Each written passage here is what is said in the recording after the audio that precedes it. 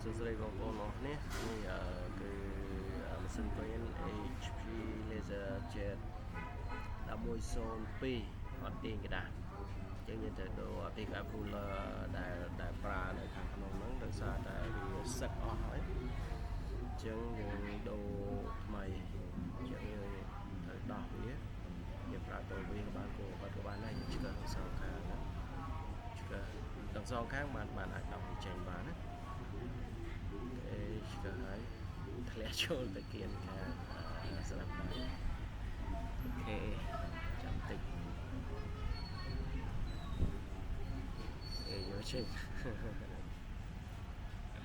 បងប្អូនអាចយ៉ាត់បានតែពេលដែលឆ្កឹះទុកវាតិចទៅដោយសារខ្ញុំមានខំតិចបោះឲ្យមកវាផ្លោងចូលមកកន្លែងដាក់กระดาษស្លាប់ហើយយកទៅវាឆ្កឹះបានអូខេបងប្អូនមើលនេះវាលោងអស់ហើយអញ្ចឹងទាញពេលខ្លះវាអាចនឹងទាញពេលខ្លះវាអត់ទាញមកគឺអូសថាឡើងឯងហើយនេះគឺក្នុងថ្មីដែលកំពុងយកមកវាមកផ្លាស់ប្ដូរជូនភ្ញៀវអញ្ចឹងយើងដកមកហើយមើលកលៈដែលនៅដាក់វិញឲ្យដូចដើមមកដាក់ចូលដាក់ខុសពីប្លោះរបស់វាអត់ចូលដែរអញ្ចឹងយើងទៅរុញ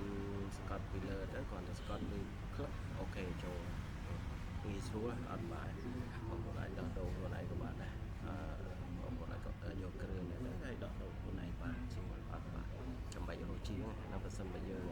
អាចខ្មោចបានយើងធ្វើខ្លួនឯងទៅអត់បញ្ហាព្រោះវាងាយស្រួលដែរ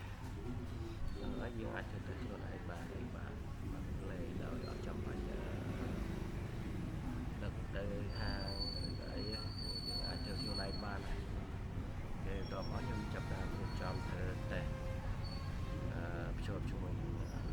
កុំព្យូទ័រដើម្បីប្រិនតេស្តសាមើលដោយសារតែប្រភេទ HP នេះគឺ function នេះមានតែប្រិនទេអញ្ចឹងយើងអាច